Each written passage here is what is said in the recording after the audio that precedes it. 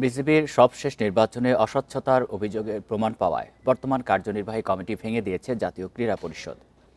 এ নিয়ে আলোচনা করতে আমাদের সাথে যোগ দিয়েছেন অ্যাডহক কমিটির সদস্য রফিকুল ইসলাম বাবু।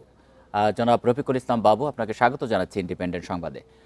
শুরুতেই জানতে চাই যে বিসিবির পরিচালনা পর্ষদ ভেঙে গঠিত হলো অ্যাডহক কমিটি, আইসিসি এই পদ্ধতি মেনে নেবে কিনা?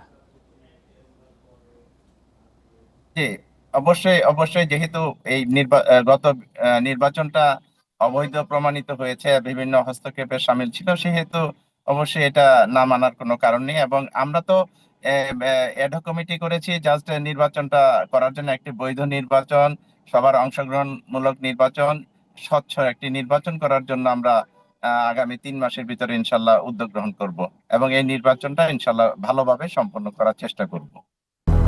200-র বেশি সার্ভিস ও ফিচারে লেনদেনের সব বিকাশ অ্যাপে সম্ভব। প্রশ্নবিদ্ধ বলা হচ্ছে, তাহলে যারা এর সাথে জড়িত বা যুক্ত ছিলেন তাদের কাছে কোনো ব্যাখ্যা চাওয়া হবে কিনা? এটা এটা এই মুহূর্তে বলা যাচ্ছে না কি ব্যাখ্যা হবে, তবে আমি বলবো যে আমরা নির্বাচনটা সঠিকভাবে করার জন্য উদ্যোগ গ্রহণ করছি। যেহেতু আগের নির্বাচনটা অত্যন্ত বিতর্কিত ছিল, সেটা প্রমাণিত হয়েছে, সেই জন্যই কিন্তু আজকে এই অ্যাডহক কমিটি করা। এবং ইনশাল্লাহ আমরা এই নির্বাচনটা করার জন্য, সুষ্ঠু নির্বাচন করার জন্য বদ্ধপরিকর। এই যে বিসিবির যে এই ভাঙাগড়া, এতে ক্রিকেটারদের মধ্যে তাদের যে পারফরমেন্স বা মনোবলে কোনো রকমের প্রভাব ফেলবে কিনা?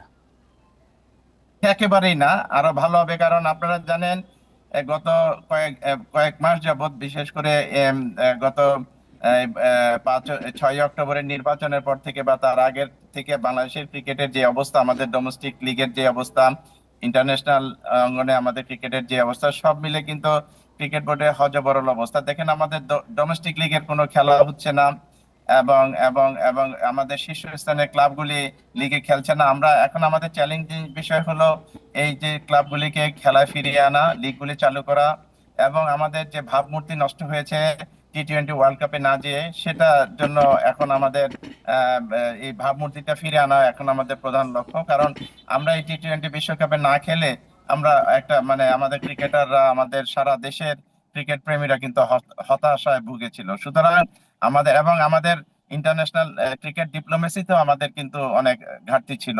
সুতরাং এই ঘাটতিগুলি পূরণ করা এখন আমাদের প্রধান লক্ষ্য। এবং যেই কারণে আমরা এই অ্যাডহক কমিটি করা হয়েছে, সেটা হলো একটি সুষ্ঠু নির্বাচন করা। সেই নির্বাচনটা আমরা সুষ্ঠুভাবে ইনশাল্লাহ সম্পন্ন করব আরেকটি উইদিন বিষয় একটু 3 জানতে মান্থ। চাই যে এই যে কমিটি গঠন করা হলো, এটিকে শুধুই নির্বাচনেই গুরুত্ব দেবে নাকি খেলাধুলাতেও বাড়তি নজর থাকবে? ডেফিনেটলি এই এই ডিউরিং, মানে যতদিন নির্বাচন না হবে ততদিন তো খেলাধুলা অবশ্যই গুরুত্ব দেওয়া হবে।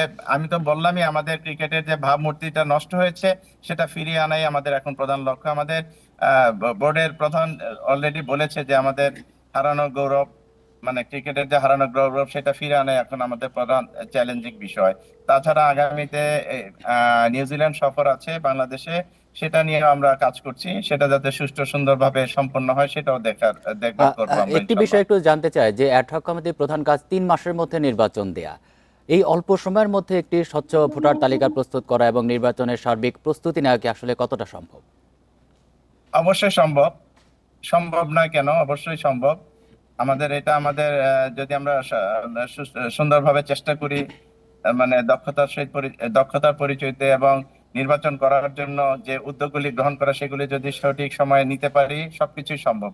অবশ্যই সম্ভব। আরেকটি বিষয় একটু জানতে চাই যে অ্যাডহক কমিটির যারা সদস্য রয়েছেন তারা আগামী নির্বাচনে, বিসিবি নির্বাচনে অংশ নিতে পারবেন কিনা? অবশ্যই পারবে, প্রত্যেকেই পারবে। যে যে অংশগ্রহণ করতে চায়, তারা নির্বাচনে অংশগ্রহণ করতে পারবে ইনশাআল্লাহ। জি, জনাব রফিকুল ইসলাম বাবু, আপনাকে অসংখ্য ধন্যবাদ দিচ্ছি এতক্ষণ আমাদের সাথে আলোচনায় থাকানোর জন্য।